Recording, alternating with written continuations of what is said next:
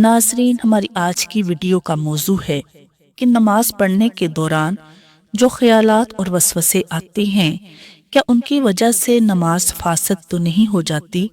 اور کیا اللہ کی بارگاہ میں نماز قبول ہوتی ہے یا نہیں؟ اس طرح کے تمام سوالات کا جواب حاصل کرنے کے لیے ویڈیو کو آخر تک ضرور دیکھیں۔ بسم اللہ الرحمن الرحیم۔ السلام علیکم ورحمۃ اللہ وبرکاتہ۔ ابلیس لائن نے مختلف شیاطین کو گمراہی پھیلانے کے لیے ذمہ داریاں سونپی ہیں۔ دوران نماز نمازی کو خیالات میں مصروف کرنے کے لیے ایک شیطان تعینات ہے جس کا نام خنزب ہے۔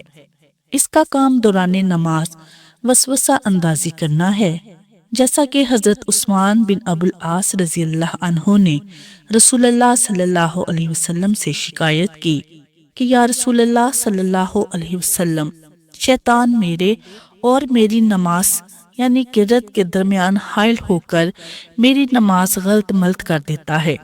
رسول اللہ صلی اللہ علیہ وسلم نے فرمایا، اس کام کے لیے ایک شیطان مقرر ہے جس کا نام خنزب ہے۔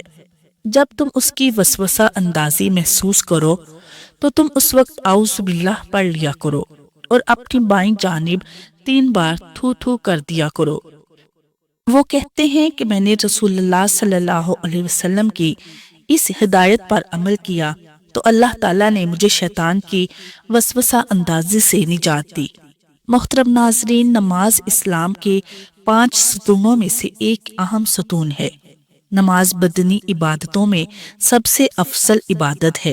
مسلم اور کافر کے درمیان فرق پیدا کرنے والی چیز نماز ہے۔ اسلام کا شعار نماز ہے۔ یہ شیطان کے چہرے کو سیاہ کرتی ہے، مومن کے لیے باعث فخر ہے۔ نماز کے وقت اللہ تعالیٰ نمازی ہی کی طرف متوجہ ہوتا ہے۔ اللہ تعالیٰ انسان کو سجدہ کرتے وقت ہی سب سے زیادہ پسند کرتا ہے۔ جب انسان نماز کے لیے تیار ہوتا ہے تو جنت کے دروازے کھول دیے جاتے ہیں اور نماز کی جانب جتنے قدم بڑھاتا ہے اس کے اتنے گناہ معاف کر دیے جاتے ہیں اور اتنا ہی ثواب اس کے حق میں لکھ دیا جاتا ہے۔ جنگ میں ہو، کچھ چاہے دشمن کی تلوار کے سائے میں یا پھر دشمن کے ڈر سے اپنی جان بچا کر بھاگ رہا ہو، اس وقت بھی نماز کو قضا کی صورت میں ادا کرنا لازم اور فرض ہے۔ یہ اسلام کا فرمان ہے اور نماز بے شک دارین کی سعادتوں کا ضامن ہے۔ نماز کی اہمیت کا سب سے زیادہ پتہ چلتا ہے کہ اللہ رب العزت نے سب احکام اپنے حبیب صلی اللہ علیہ وسلم کو زمین پر بھیجے۔ جب نماز فرض کرنی منظور ہوئی تو حضور صلی اللہ علیہ وسلم کو اپنے عرش عظیم پر بلا کر اسے فرض کیا اور شب اسرا یعنی معراج کی رات میں یہ تحفہ دیا، اور فرماتا ہے جس کا ترجمہ ہے کہ بے شک نماز مومنوں پر اپنے مقررہ وقت میں ادا کرنا فرض ہے۔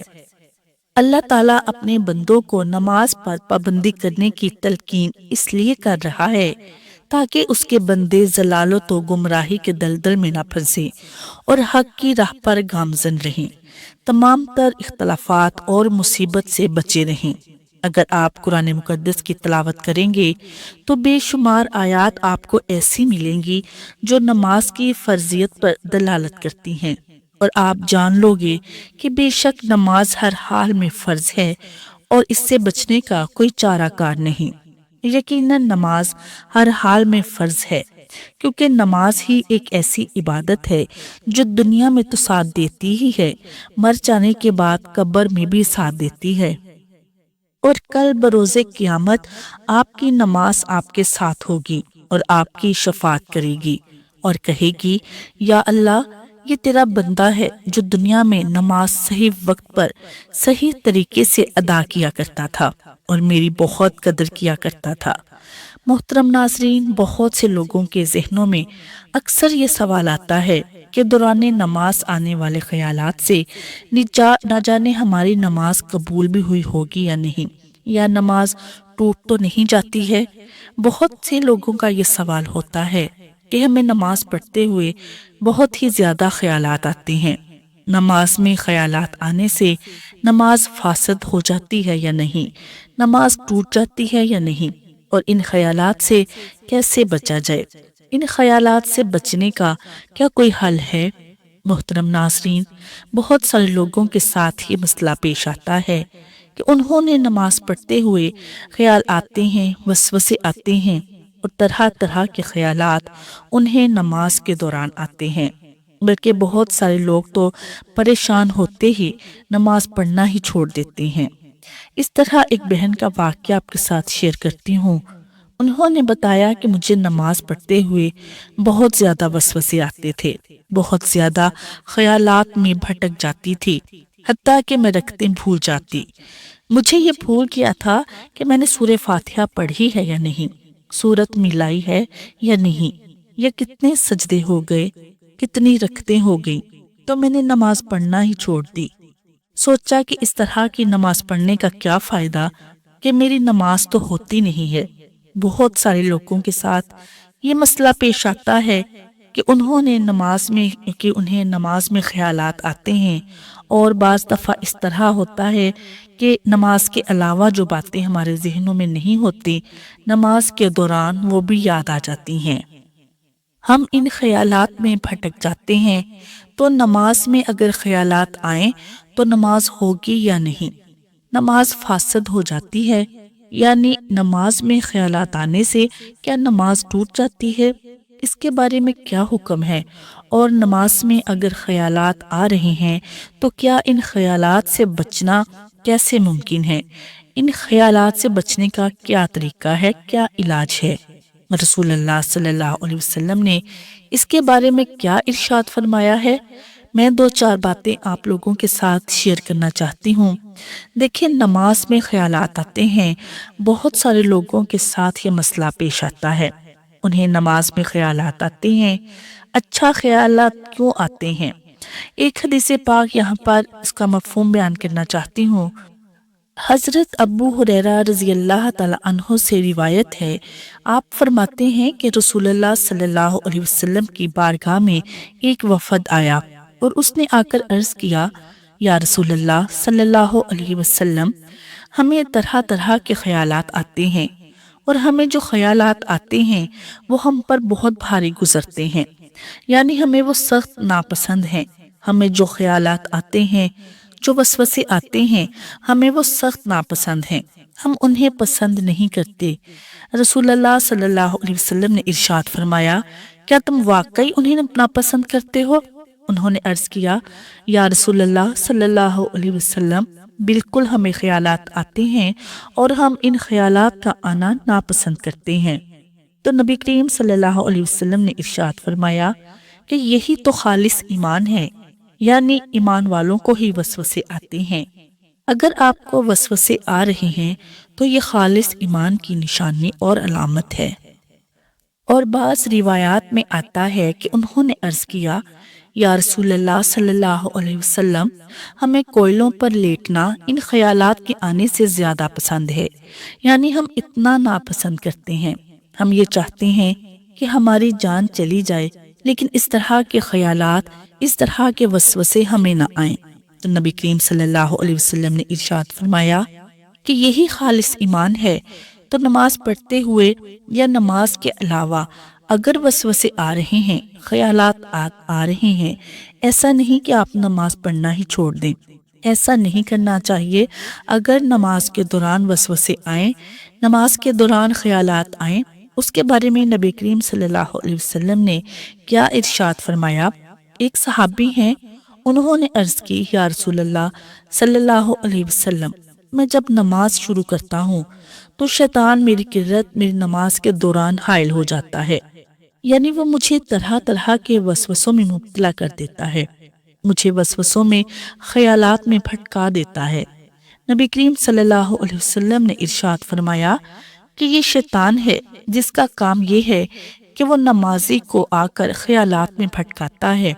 اگر تمہارے ساتھ ہی معاملہ پیش آئے تو تم اللہ کی پناہ لو اور بائیں جانب دھتکار دو 3 مرتبہ، یعنی صحابی فرماتے ہیں کہ میں نے یہ عمل کیا تو مجھے اللہ تبارک و تعالیٰ نے وسوسوں سے، ان خیالات سے بچا لیا، تو اللہ کی پناہ میں آ گیا اور میرے ساتھ یہ معاملہ پیش نہیں آیا۔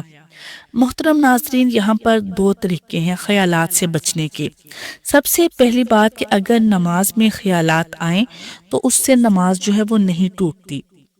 اگر خود بخود خیالات آ رہے ہیں تو بعض یہ ہے کہ لوگ خیالات میں مبتلا ہو جاتے ہیں، خود بخود خیالات میں کھو جاتے ہیں، گم ہو جاتے ہیں۔ اس طرح نہیں کرنا چاہیے کہ نماز میں آپ خود بخود خیالات لا رہے ہیں اور ان خیالات میں گم ہوتے جا رہے ہیں۔ خیالات آئیں تو آپ ان خیالات سے نکلیں۔ اب آپ کو ان سے بچنے کا طریقہ بتاتے ہیں۔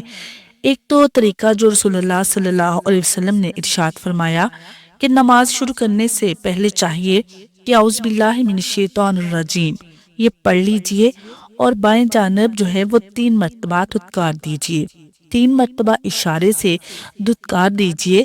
تو اس طرح ایک تو یہ طریقہ ہے، انشاءاللہ عز و جل آپ کو وسوسے نہیں آئیں گے۔ دوسرا آپ نے یہ کام کرنا ہے کہ نماز جو ہے یہ اس کے معنی کے ساتھ آپ یاد کر لیں، یعنی ترجمہ یاد ہونا چاہیے۔